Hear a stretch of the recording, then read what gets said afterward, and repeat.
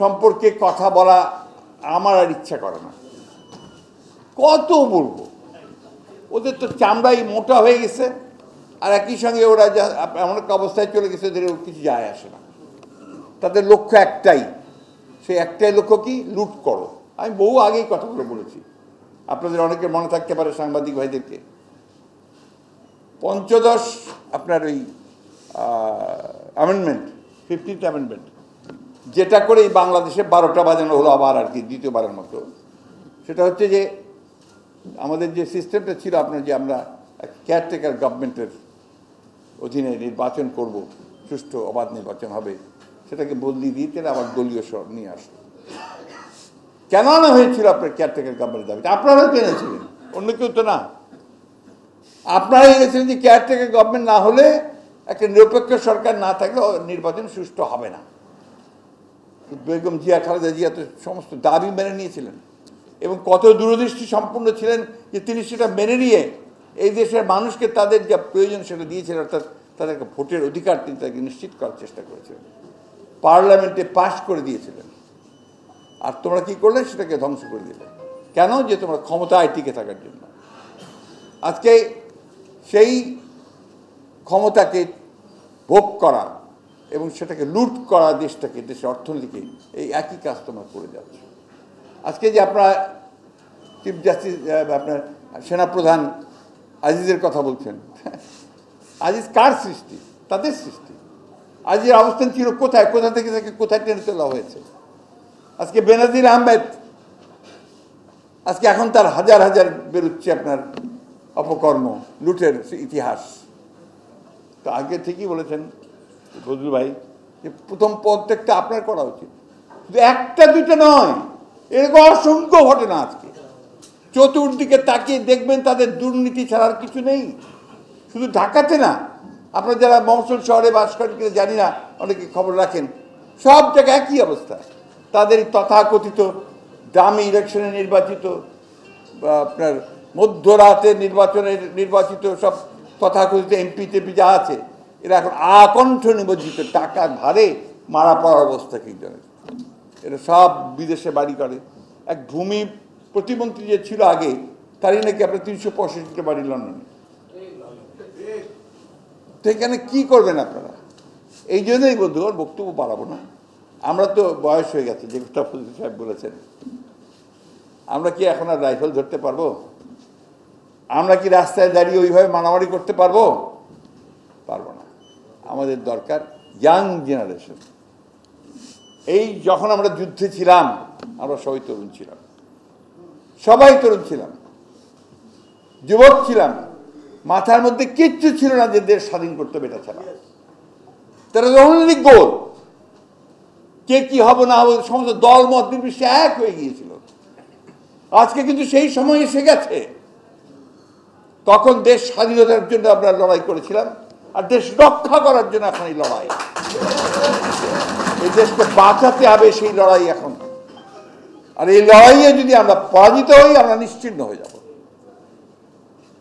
একটা কথা আমি ফজলুল ভাইকে বলছিলাম, উনি আপনাদের সামনে বলেছেন যে রাজনীতি একটা বিজ্ঞান।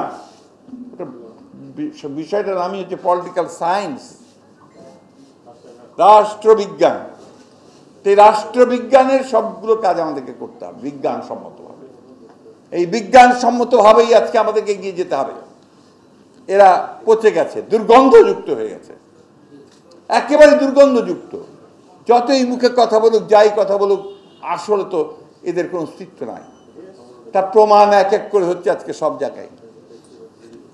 ওই যে আমি একটা গল্প বলি মাঝে মাঝে, একটা হালকা গল্প।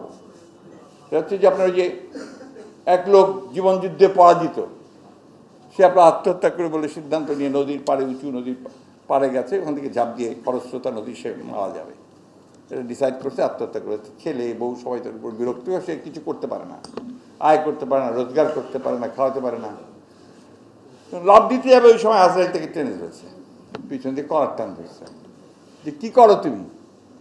আমি তো মরতে চাই, আত্মহত্যা করতে চাই, কারণ আমি তো ব্যর্থ হয়ে গেছি। না, তোমার লাভ নাই তো, তুমি তো মরে গিয়ে মরতে পারবা না, তুমি মরবা, পানি খাবা, ঝাঁপ দিবা, পানি খাবা, কিন্তু মরবা না, কারণ তোমার সময় এখনো হয় নাই। আল্লাহ তোমার সেই টাইম এখনো লেখে নাই, কিন্তু আমি তো বেঁচে কী করবো? আমি তো আবার ফিরে গেলে আমাকে বাড়িতে গিয়ে আবার সেই পরিবারের স্ত্রীর পুত্র সন্তানদের গঞ্জনা সহ্য করতে হবে। তো হচ্ছে তুমি এক কাজ করো, আমি তোমাকে বুদ্ধি দিই, তুমি ফিরে গিয়ে ডাক্তার অমুক নাম একটা লাগাই দাও, যেটাতে তুমি তোমার যা নাম, আমি ডাক্তার কিছুই জানি না, আমি ডাক্তারি করবো কি? তুমি শুরু করো না। তুমি তো একটা জিনিস খেয়াল রাখবা, যে তোমাকে যখন ডাকতে আসবে রোগী, তখন যদি দেখো যে আমি তার পায়ের কাছে বসে আছি বা দাঁড়িয়ে আছি, তুমি ছাড়া আমাকে কেউ দেখতে পাবে না, তাহলে বুঝবো ওই রোগীকে তুমি যে ওষুধের দাও না কেন ও বেঁচে উঠবে। আর যদি দেখো আমি মাথার কাছে আছি, তাহলে বুঝবো ওকে যে ওষুধই দাও সে বাঁচবে না। তো এই আরও কিছুদিনের মধ্যেই তো সে আপনার ডাক্তারি শুরু করলো, কেউ রমরমা প্র্যাকটিস। আর এই ধন্বন্তরী ডাক্তার, যাকে বলে বাঁচবে সে বাঁচে, যাকে বলে মরে যাবে সে মরে যায়। সুতরাং তারপর কিছুদিনের মধ্যে বাড়ি টাড়ি গাড়ি সব হয়ে গেল। এই 4-5 বছর পরে যখন আপনার একদিন এই বাসায় প্র্যাকটিস সেরে বাসায় ফিরে এসছে, আপনার বিছানাতে আপনার খুব আরাম করে শুয়েছে, মাছের মুড়ো ঘন্ট দিয়ে ভাত টাত খেয়ে পাঞ্চি বুঝে শুয়েছে। তারপরে তন্দ্রা আসছে, তন্দ্রার মধ্যে হঠাৎ দেখে যে মাথার কাছে আজরাইল। দেখেই সালাম আলাইকুম দিতে যাবে, আমি সালাম হারি আমার মাথার কাছে রায়, ও বন করে ঘুরে পাটা দিয়ে দিয়েছে আজরাইলের দিকে। আবার যখন মুহূর্তের মধ্যেই আবার দেখা যায় আবার মাথার কাছে, তো বন বন বন করে ঘুরতে শুরু করেছে। তখন আজরাইল বলছেন যে তোমার এই বন বন করে ঘুরে আর কোনো লাভ নাই, তোমার সময় হয়ে গেছে। এর অবস্থা তাই, সময় হয়ে গেছে। ঘোরাঘুরি অনেক করেছেন, বহু করেছেন, এখন দয়া করে ঘোরাঘুরি বন্ধ করে সঠিকভাবে যেন আপনার দাফন টাফনটা ঠিক মতো হয়, আপনি যেন মানুষ আপনাকে মনে রাখতে পারে, সেইভাবে কিছু চিন্তা ভাবনা করে আপনারা সিদ্ধান্ত নেন। আমরা মনে করি যে এই দেশকে বাঁচাতে হলে আজকে নতুন চিন্তা ভাবনা নিয়ে এগোতে হবে, এবং সেই নতুন চিন্তা ভাবনার মধ্যে অবশ্যই আপনাকে এই দেশের মানুষ, পৃথিবী, ভূ রাজনীতি সবগুলোকে সঙ্গে নিয়ে আপনাকে সেই চিন্তাকে সুনির্দিষ্টভাবে নিয়ে যেতে হবে। এবং সেখানে সকল দেশপ্রেমিক মানুষ, সকল রাজনৈতিক শক্তি যারা দেশকে ভালোবাসেন, তাদের সকলের আজকে ঐক্যবদ্ধ হয়ে সেইভাবে এগিয়ে এসে এই দেশকে, এই জাতিকে এই ভয়াবহ দানবের হাত থেকে রক্ষা করা উচিত। প্রিয় বন্ধুগণ, আমি জানি আমাদের এখানে আপনার কথা বলাও বিপদ, এখানে চলাও বিপদ, এখানে আন্দোলন করাও বিপদ, সবই বিপদ। কিন্তু এই বিপদকে কাটিয়ে উঠেই আমাদেরকে কিন্তু সাহস করে রুখে দাঁড়াতে হবে, এবং আমাদের যেটা ন্যায্য যে দাবি, সে দাবিটা আদায় করতে হবে। অর্থাৎ আমরা তো অন্য কোনো কিছু চাই না, আমরা একটা নিরপেক্ষ নির্বাচন চাই। সেই নিরপেক্ষ নির্বাচনের ব্যবস্থা করতে হবে, এবং তার জন্য আমরা অবশ্যই আন্দোলন আমাদের বহাল থাকবে, শুধু নয় তীব্র থেকে তীব্রতর হবে। এবং আমাদের নেতা, আমাদের ভারপ্রাপ্ত চেয়ারম্যান যারা তারেক রহমান, যিনি বিদেশ থেকে আমাদেরকে নেতৃত্ব দিচ্ছেন, তার নেতৃত্বে আমরা এত দূর এসেছি। একটা কথা আপনারা সবাই বিশ্বাস করবেন, সেটা হচ্ছে দেখেন এত অত্যাচার, নির্যাতন, নিপীড়ন, মামলা, মোকদ্দমা, আমাদের লোকগুলোকে তো একটাকেও টানতে পারেনি, পেরেছে?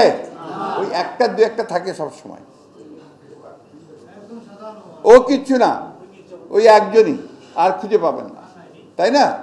সুতরাং আমাদের হারাবার কিছু নেই। আর আমাদের নেত্রী দেশনেত্রী বেগম খালেদা জিয়া, যিনি আজকে পাঞ্জা লড়ছেন মৃত্যুর সঙ্গে, কিন্তু আপোষ করেননি, মাথা নত করেন নাই। দেশনেত্রী বেগম খালেদা জিয়া আরেকজন বীর মুক্তিযোদ্ধা, আমি তো বলি প্রথম নারী মুক্তিযোদ্ধা। আমাদের প্রধান দায়িত্ব হবে তাকে মুক্ত করা, দেশকে মুক্ত করা, দেশ মাতৃকাকে মুক্ত করা। আসুন আমরা সে লক্ষ্যে এগিয়ে যাই। ধন্যবাদ সকলকে।